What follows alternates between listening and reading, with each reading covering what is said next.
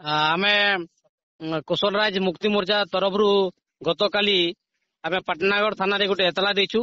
ଯେନ୍ ଏତଲା କି ଆମର ବିଶିଷ୍ଟ କଣ୍ଠଶିଳ୍ପୀ ସୁନାମଧନ୍ୟ କଣ୍ଠଶିଳ୍ପୀ ଓଡିଶାର ଗର୍ବ ଏବଂ ଗୌରବ ଆମର ହ୍ୟୁମାନ ସାଗରଙ୍କର ଯେନ୍ ମୃତ୍ୟୁ ହେଇଛି ସେଟା ଆମେ ତାଙ୍କର ମୃତ୍ୟୁକେ ସନ୍ଦେହ କରୁଛୁ ଏବଂ ସ୍ୱାଭାବିକ ମୃତ୍ୟୁ ନି ସେଇଟା।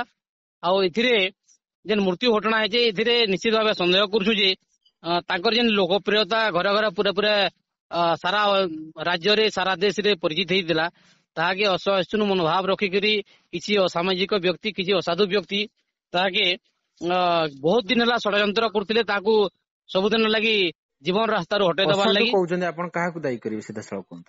ନିଶ୍ଚିତ ଭାବେ ଯେ ତାଙ୍କର ଯେନ୍ ମ୍ୟାନେଜର 2 ଜଣ ଅଛନ୍ତି ବେହେରା 2 ଜଣ ଦିନେଶ ବେହେରା ଏବଂ ପ୍ରଶାନ୍ତ ବେହେରା ସେମାନେ ନିଶ୍ଚିତ ଭାବେ ସେ ଅଞ୍ଚଳର କିଛି ଅସାମାଜିକ ବ୍ୟକ୍ତି ତାହାକୁ ଉସ୍କେଇ କରି ସବୁଦିନ ପାଇଁ ରାସ୍ତାରୁ ହଟେଇ ଦେବା ପାଇଁ ସେମାନେ ଷଡ଼ଯନ୍ତ୍ର କରିଥିଲେ ଏବଂ ଶେଷରେ ସେମାନେ ସଫଳ ହେଇଛନ୍ତି। ତାଙ୍କର ମା ବି ଯେଭଳିଆ ବୟାନ ଦଉଛନ୍ତି ତାଙ୍କର ମା ମଧ୍ୟ କହୁଛନ୍ତି ଯେ ଯେତେବେଳେ ଷ୍ଟେଜ ପ୍ରୋଗ୍ରାମ ମାନେ ହଉଥିଲା ତାଙ୍କର ଦେହ ଅସୁସ୍ଥ ଥିଲା ପରେ ମଧ୍ୟ ସେ ଅନିଚ୍ଛା ପ୍ରକାଶ କଲା ସତ୍ତ୍ୱେ ମଧ୍ୟ ସେ ତାକୁ ଷ୍ଟେଜ କୁ ବାରମ୍ବାର ଧମକ ଚମକ ଦେଇକରି ଷ୍ଟେଜ ପ୍ରୋଗ୍ରାମ କରୁଥିଲେ ସେ ମ୍ୟାନେଜର ମାନେ। ଆଜ୍ଞା, ମୁଖ୍ୟ ଦାବି କାହିଁକି ରଖିଲେ, କଣ ପାଇଁ ରଖିଲେ? ଯେହେତୁ ସେ ଜଣେ ଆମର ଓଡିଶାର ଲୋକପ୍ରିୟ କଣ୍ଠଶିଳ୍ପୀ ସୁନାମଧନ୍ୟ କଣ୍ଠଶିଳ୍ପୀ ଏବଂ ସେ ଘରେ ଘରେ ପରିଚିତ ଏବଂ ଯୁବ ବୟସରେ ମାତ୍ର 34 ବୟସରେ ତାଙ୍କର ଅକାଳ ବିୟୋଗ ହେଇଛି। ତାଙ୍କର ନିଶ୍ଚିତ ଭାବେ ତାଙ୍କର ମୃତ୍ୟୁଟା ସନ୍ଦେହକର ଅଛି।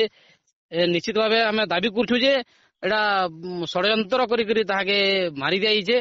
ଆଉ ଆମେ ଦାବି କରୁଛୁ ଯେ ତାର ନିରପେକ୍ଷ ତଦନ୍ତ କରିକିରି ଦୋଷୀ ମାନଙ୍କର ବିରୁଦ୍ଧରେ ଦୃଢ କାର୍ଯ୍ୟାନୁଷ୍ଠାନ ଗ୍ରହଣ କରାଯାଉ ଏବଂ ଏହି ଘଟଣା ଯେତେ ବି ଷ୍ଟେଜ ପ୍ରୋଗ୍ରାମ ହେଇଛି ଯେନ୍ 2 ଜଣ ମ୍ୟାନେଜର ଅଛନ୍ତି ତାଙ୍କୁ ତଦନ୍ତ ପରିସର ଭୁକ୍ତ କରିକରି ଏବଂ ତାଙ୍କର ସଂଶ୍ଳିଷ୍ଟରେ ଯେନ୍ମାନେ ଥିଲେ ସେମାନଙ୍କୁ ମଧ୍ୟ ତଦନ୍ତ ପରିସର ଭୁକ୍ତ କରିକରି ଘଟଣାର ପର୍ଦ୍ଦାଫାଶ କରାଯାଉ, ଯେମିତିକି ଆଗାମୀ ଦିନେ ଅନ୍ୟ କଳାକାର କିମ୍ବା ଅନ୍ୟ ବ୍ୟକ୍ତି ମାନଙ୍କ ପ୍ରତି ତାର ପୁନରାବୃତ୍ତି ଘଟେ ସେଭଳି। ସେଥିପାଇଁ ଆମେ କୋଶଲରାଜ ମୁକ୍ତି ମୋର୍ଚ୍ଚା ତରଫରୁ ଆମେ ପାଟନାଗଡ଼ ଥାନାରେ ଲିଖିତ ଭାବରେ ଏଫଆଇଆର ଦେଇଛୁ।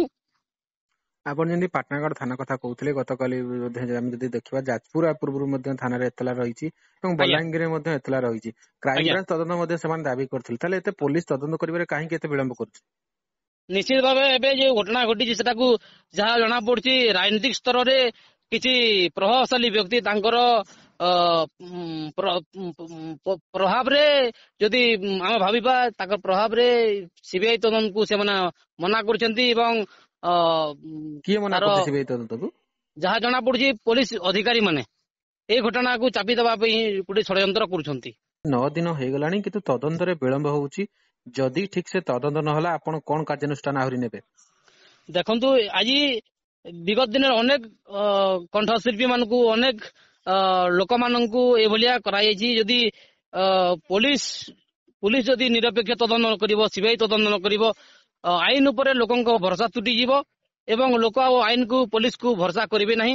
ଆଉ ଏଇ ଘଟଣାରେ ଯଦି ଜାଣି ଶୁଣି ପ୍ରଶାସନ ଏବଂ ସିବିଆଇ ପୋଲିସ ଯଦି ଚୁପ୍ ପଡିବ, ଆଗାମୀ ଦିନରେ କୋଶଲରାଜ ମୁକ୍ତି ମୋର୍ଚ୍ଚା ତରଫରୁ ଆମେ ପଶ୍ଚିମ ଓଡିଶା ବନ୍ଦ ଡାକରା ଦେବୁ ଏବଂ ଆଇନ ଅମାନ୍ୟ ଆନ୍ଦୋଳନ କରିବା ବାଧ୍ୟ ହେବୁ। ଆଜ୍ଞା।